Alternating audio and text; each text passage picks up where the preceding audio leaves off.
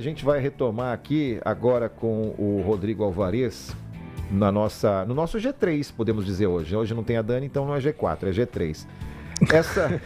Essa discussão aqui que a gente estava tendo até hoje mais cedo, né, Joana, do Código de Ética que está em discussão, né, não só internamente do STF, mas em todos os balcões, em todos os botecos, em todos os cafés, em todos os elevadores.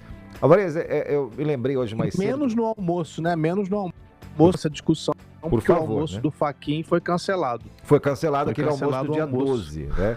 Que serviria para trazer a discussão do boteco para a mesa onde ele tinha que estar, né? É lá que a discussão teria que acontecer, mas ela não está com clima, né? Porque o ministro Alexandre de Moraes fez ontem um discurso contra o Código de Ética, sem mencionar o Código de Ética. Ele falou, olha, isso aí não precisa, já tem mecanismos suficientes para controlar. Mas aí o ministro precisa explicar, porque a gente, cidadão comum, não entende muito bem como é que a mulher do ministro, que é advogada, Viviane Bercy, recebe 3.600.000 reais por mês para defender o Master, quando o ministro está no Supremo Tribunal Federal, onde está o caso do Master. É muito complicado. A gente não entende isso como algo natural, que um banco que sabe que está enrolado, que enfiou seus tentáculos por todos os poderes, contrate o escritório da mulher do ministro do Supremo. Isso não está dentro de nenhum código de ética que a gente considere normal. E aí a gente vê, isso que eu chamo a atenção, Joana e Felipe, eu queria jogar para vocês, quando a gente vê o presidente do Supremo, Edson Fachin, tomando as rédeas e dizendo, olha, gente, nós precisamos ter um código de ética. E a gente tem alguns outros ministros, a gente sabe, por exemplo, que a Carmen Lúcia também é isso. É porque eles estão sentindo que alguma coisa está errada. Então, eu acho que se a gente ouve os dois lados, como a gente sempre faz, e tem que fazer, a gente ouve o Alexandre de Moraes e ouve o Edson Fachin, um está se defendendo porque está com telhado de vidro, o outro, olha, tem alguma coisa errada. A gente não está satisfeito, eu, ministro do Supremo, Edson Fachin, não estou satisfeito com o que está acontecendo aqui. É um recado dele para os colegas. Então, tem alguém que está dizendo a gente precisa se comportar um pouco melhor. Eu acho que a gente precisa dar atenção a isso. E ontem, Alexandre de Moraes falou sobre a carreira da magistratura ser uma das que, segundo o ministro, mais tem que, enfim, se abdicar, né? Mais limitada, abrir mão de privilégios e outras situações. Para a gente falar melhor sobre isso, trazer mais informações, vamos falar com a nossa Lívia Braz, direto de Brasília? Lívia, o que você tem de últimas informações em relação a esse mal-estar? Podemos dizer que é um mal-estar. Se houve um cancelamento de um evento, de um almoço, é porque essa resistência de Dias Toffoli, que também falou ontem, e de Alexandre de Moraes geraram um mal-estar em relação a Edson Fachin, presidente do Supremo, né, Lívia?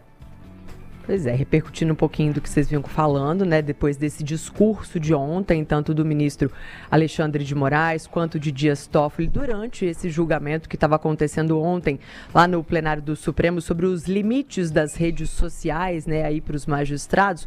O que se viu, na verdade, foi um recado em meio a toda essa discussão sobre o Código de Conduta, né? O ministro Edson Fachin, então, presidente da Corte, acabou decidindo cancelar essa reunião que tinha sido convocada para o dia 12 para debater esse código, né? Além disso, também, além de todo esse discurso que aconteceu, ele tinha marcado essa reunião e poucos ministros tinham confirmado presença nesse almoço. Esse também teria sido um dos motivos desse cancelamento. Como a gente já vinha falando há algum tempo, né, existe uma resistência entre alguns ministros da Corte para que essas regras, né, desse código de conduta sejam implementadas. E agora, com esse evento desmarcado, a gente também não tem uma nova data, viu? Não tem nenhuma previsão para que esse encontro aconteça. A fala do ministro Moraes, né, ele não citou ontem o caso Master, mas ele disse que existe uma má-fé nas críticas que acusam o Supremo de permitir que os ministros julguem processos com a participação de parentes como advogado. Tudo isso em meio à história, né, que a gente lembra que a esposa de Alexandre de Moraes, a advogada Viviane de Moraes, ela tinha um contrato mensal com o Banco Master que gerava em torno de 3,5 milhões de reais por mês. Bom, durante o discurso de ontem, o ministro disse que não existe nenhuma vedação clara que barra esse tipo de conduta, né, envolvendo parentes dos magistrados. E segundo o Moraes, um juiz, um magistrado, ele só não pode ter ligação direta com o processo que ele está julgando, o que de fato, segundo ele, não acontece na corte. Disse ainda que nada impede que um juiz tenha propriedades, que dê palestras.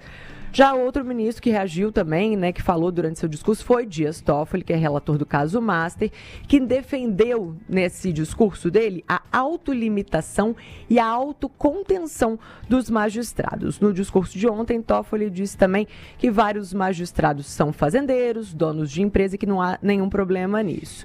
Não excedendo a administração, todos têm direito aos seus dividendos, disse Toffoli durante esse discurso de ontem lá no Supremo. Valeu, Lívia. Obrigada pelas informações. Tá difícil explicar o ministro Toffoli, pegando carona na Lívia aqui, tá difícil para o ministro Toffoli explicar como é que ele viajou no jatinho do advogado que defende o Master e depois, 2 dias depois, decretou sigilo no caso. É muito difícil de explicar isso. E aí a gente ouve essas declarações e parece que não tem nada acontecendo. Parece que é um absurdo alguém pedir ética no Supremo quando a gente está vendo evidências de que algum comportamento não foi razoável. Alguma coisa não devia ter acontecido. Pode não ser nada? Sempre pode não ser nada. Mas precisa ser explicado, porque não é normal. Não é normal. E essa viagem de Dias Toffoli no jatinho já tem 2 meses. E acho que a gente sente falta de mais transparência quando esses assuntos vêm à tona e quando tratam desse assunto, porque, por exemplo, ontem nas declarações das quais a gente está falando, declarações do ministro Alexandre de Moraes e Dias Toffoli, eles não falaram diretamente sobre o caso Banco Master. As primeiras entrevistas que Edson Fachin deu, numa toada de entrevistas que ele deu na semana passada ou retrasada sobre o Código de Ética, na segunda entrevista, ele não falava diretamente sobre o caso Banco Master. Depois passou a falar e a fazer essa associação entre Código de Ética e Banco Master. Então a gente vê um monte de coisa acontecendo, um monte de informação vindo à tona, as pessoas tendo que digerir e querendo entender como é que essas informações elas estão interligadas, né? Só que os ministros não falam diretamente sobre isso. Eles deixam no ar. Então ontem se defenderam a sua posição em relação ao que pensam do Código de Ética, sem dizer ou sem se justificar, sem dar uma resposta às suposições que são feitas, e claro que são feitas, já que a gente vê esposa de ministro fazendo um contrato milionário, já que a gente vê viagem de jatinho, já que a gente vê um monte de coisa acontecendo assim, na frente dos nossos olhos. Mas eles não tratam disso. Então, se houvesse mais transparência, e já que é um cargo público, deveria existir, se houvesse mais transparência, falar assim, todo mundo falando sobre isso, o que aconteceu foi aquilo. Beleza, mas não há. Então, as suposições vão continuar, ainda que eles defendam o que querem defender, as suas posições, e que resistam o quanto quiserem ao Código de Ética. E para o ouvinte tirar suas próprias conclusões, e até para você, Alvarez, complementar, vale a gente observar o seguinte: o ministro Alexandre de Moraes se mostrou confortável com o que há hoje em termos de carta, em termos de lei. Ele citou a própria Constituição e citou a LOMAN, que é a lei orgânica da magistratura nacional. Muito bem. Agora nós sabemos também, a história mostra isso, que o legislador, não estou falando do legislador no Brasil, mas o legislador, ele reage ao seu tempo, né? A lei, em geral, ela já nasce atrasada por uma demanda do tempo e da sociedade. Então fica a pergunta, né? Se essas leis atuais estão sendo suficientes para, né, coibir isso que a gente, no mínimo, suspeita que esteja acontecendo, Alvarez. Eu acho que é importante o que você falou, Felipe, porque também não é o caso de toda vez que tem um problema criar uma lei nova. E eu entendo quando há uma resistência a criando códigos e mais códigos, leis e mais leis, quando a gente sabe que no Brasil o problema não é a falta de lei, porque a nossa lei é exemplo. Muitas vezes são exemplares, só que não são cumpridas. Ao contrário, são constantemente ignoradas por todos os poderes. Então, o problema não é falta de lei, não é falta de código de ética, é falta de ética. Esse é o nosso problema, cumprimento, fazer cumprir. Mas eu ia acrescentar ao que a Joana estava dizendo sobre como os ministros trouxeram as suas respostas para essas acusações que, como o Felipe disse, estão na boca do povo, estão nos botecos, estão nos bares, estão nos encontros, estão nos almoços, estão em todas as conversas dos brasileiros. A gente pode até, como deve, pressupor a inocência da mulher do ministro Alexandre de Moraes, do próprio ministro, da Viviane Bassi, advogada, ao fazer um contrato, a gente pode pressupor a inocência dela.